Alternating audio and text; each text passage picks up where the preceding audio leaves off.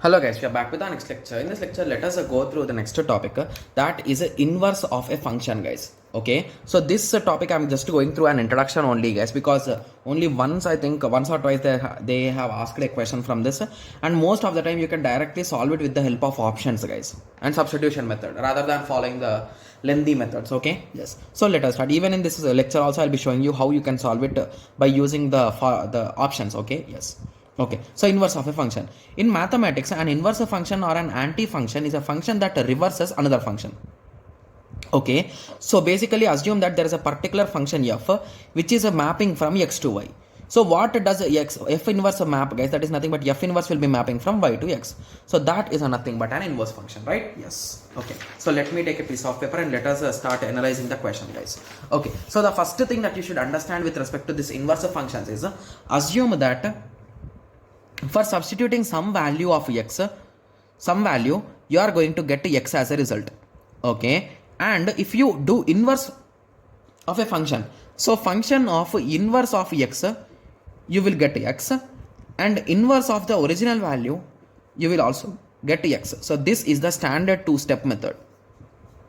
Okay, so I am sure that most of the students did not get any idea from this, but once you understand the example, it will be really easy, guys. So assume that the given function f of x comma y is equals to x plus y comma x minus y. So they gave the function in this way. So the best method while solving this is to take some example. So take 5 comma 4 as an example. So x and y values. So it is nothing but 9 comma 1, right? Yes. So what does this above function says is, so if I do function of 9 comma 1, I should get, inverse of function inverse function of 9 comma 1, I should get a 5 comma 4. So at that time I can say that that particular function is an inverse function. So now you will start checking the options, guys. So you will start substituting the option. So assume that there is a particular option in this way.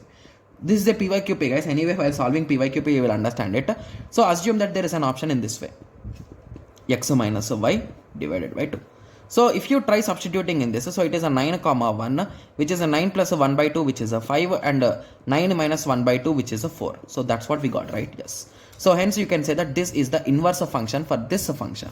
Got it? Yes. So guys, there could be some traditional method like step by step you can solve it, but in GATE it is not a theoretical exam, right? So obviously these kind of option substitution tricks will be the best methods to solve these type of questions. The only reason why I have included this particular lecture separately for this is because again we could get this question, this type of question. Okay, yes. So now you got an idea, right? So how exactly you can solve this inverse type of function questions. Okay, so I hope everyone got a clear idea on this. So in the next lecture we'll be starting the PYQPs, guys. So this is going to be the last lecture about discrete mathematics. If there are any kind of missing topics, mostly I'll be adding them before the exams only, so don't worry. Okay, yes. Okay, so we have already done with all the topics, guys. I think we did not miss any topics. So in the next lecture we'll be starting with the PYQPs, and after that we will be moving on to the next subject. The next subject will be operating system, guys. Okay, yes. So let us meet in the next lecture. Thank you. Thanks for watching. Like, share and subscribe for more awesome videos like this. Thank you.